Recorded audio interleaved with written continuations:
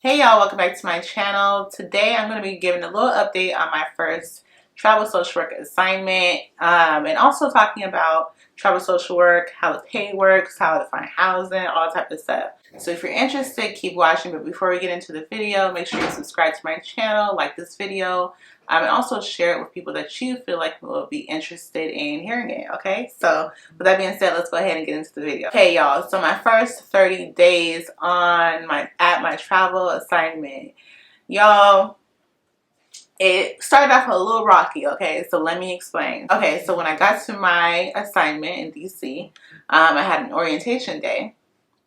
Okay, I couldn't even find the orientation room. I got lost. I was about to cry. Oh my God. I was like, oh my God, I'm about to start crying in this building because I'm lost. I don't know where I'm going. No one knew where I was going.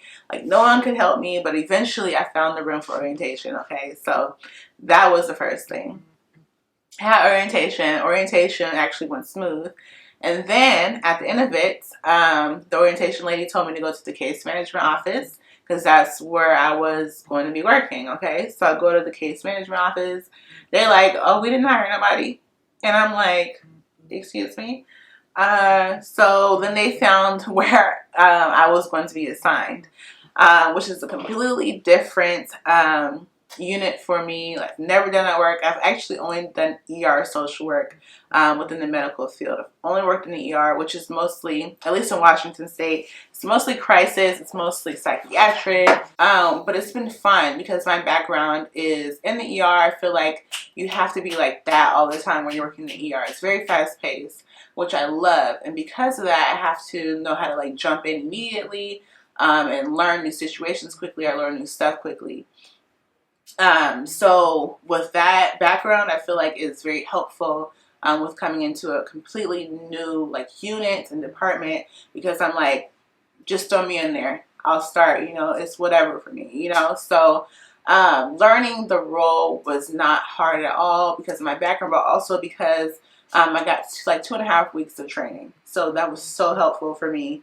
So I will say that I am enjoying travel social work. I really am. Like, I enjoy like the possibility of traveling to other places. I love the flexibility. Like, if you don't like the role, you do your little 13 weeks and you're out of there. Like, I love that flexibility of it. I love exploring. I love traveling. So this is like a perfect fit for me. I do love DC. Like, I love the area. It's very walkable. A lot of good food and restaurants. But other than that, like, I am enjoying my experience out here. I really am. So if I had the opportunity to extend my contract at my current assignment, I would, just to stay in the area for a longer period of time. But after that, I definitely want to like travel to new cities and do new assignments. So far, I'm really enjoying it. I feel like I'm like on like a long solo vacation.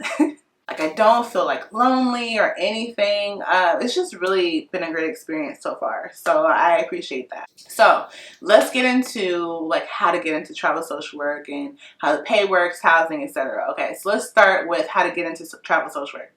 So you need at least an MSW, not a licensed marriage and family therapist, not a licensed counselor. You need to have an MSW, okay? At the very least. I have seen some positions for like a BS, requiring like a BSW, but I've only seen like 2 of those. So it's very few and far in between. So to be safe, you need an MSW at the very least. After that, you need to have a master's level license.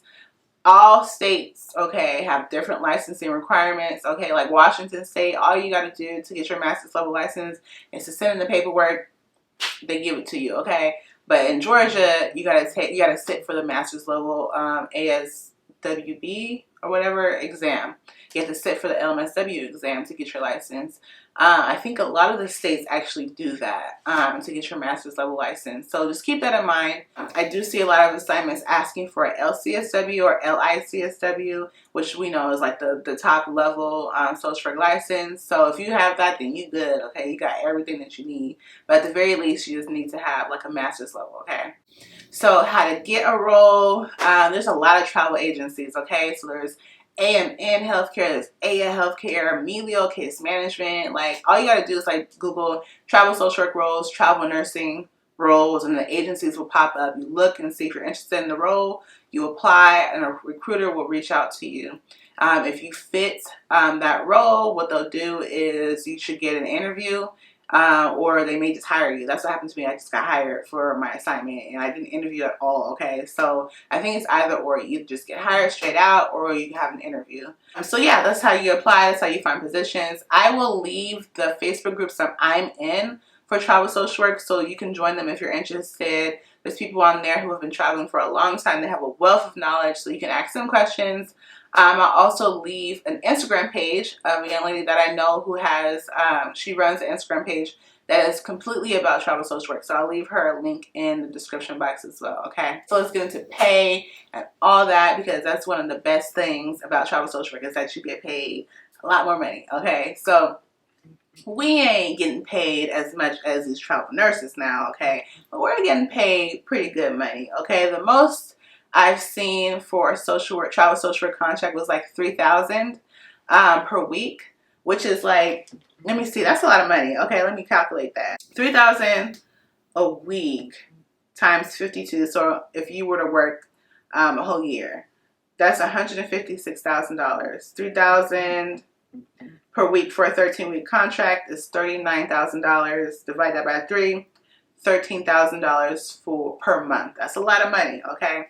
So how it works is every contract you would get paid differently. I have seen several contracts, like for instance in California, but all the pay is completely different. Each agency is going to pay you differently as well. Like some agencies may not pay you as much as another one. So it just depends on the contract, the area, especially the hospital and the agency that you're working with. So you get paid weekly, which is great. Like every Friday you get a check, okay? Which has been a beautiful thing. So because of that, what you will see is that a lot of these agencies will advertise their roles as per week. So per week you get this, per week, you know, whatever. So how it works is you should be taking home the majority of that money advertised, okay? The only thing that is taxed is your hourly rate. So let's get into how the pay works, okay? So you get an hourly rate, which is real low. I'm not gonna lie to you, it's low. Then you get a stipend for food and you get a stipend for housing. The stipends are not taxed. Again, the only thing that's taxed is the hourly rate, okay? Now, if you want more information about that, I would definitely encourage you to watch travel nursing videos on YouTube, which is what I did, just to like understand the contract a little bit more, get more information about that. Again, there's not a lot of knowledge out there about travel social work, so definitely tap into those travel nursing videos. Okay, so housing. So if you let your agency pick the housing, usually what will happen is you do not get the stipend. Okay, if they pick your housing, you do not get the stipend. Okay, so it's best if you're trying to make a lot of money, it's best for you to find housing on your own. Okay, so what you can use is a site called Furnish Finders. You can also use Airbnb or VRBO. So what I was trying to do, I was trying to find a roommate, okay, because I wanted to keep a lot of the stipend money. So I was trying to find a roommate. So I was using Bungalow, which is a roommate platform. There's also Common, which I also use, and another one I believe is called June Homes. Didn't work out with any of that, and I decided to go with an extended stay type of hotel. Okay, let me tell you about that. So I found a young lady who was also traveling to the DC area. I contacted her and we started talking about housing. She was like, oh yeah, girl, I just, called the sales department and they gave me a deal. And so she's like, you should do the same thing. So I did the same thing because I needed a deal and I needed housing immediately. So I called the hotel that I'm at now. I asked to speak with the sales department, okay? And I spoke with the sales lady. She gave me a great deal. And here I am. I've been enjoying my experience here. I don't have to clean up. I pretty much don't have to clean up after myself. I don't have to buy no paper towels. I don't have to buy no soap. I don't have to buy no tissue. I got a good deal just by calling the sales department. Do not call Booking. Do not go on Expedia. Do not go on Kayak. Don't go on Priceline. Call the hotel. Ask to speak with the sales department, okay? They will give you a deal, or you can try to negotiate a deal. That's what you're going to have to do, okay? So that's how housing works, okay? It's probably best to find your own housing.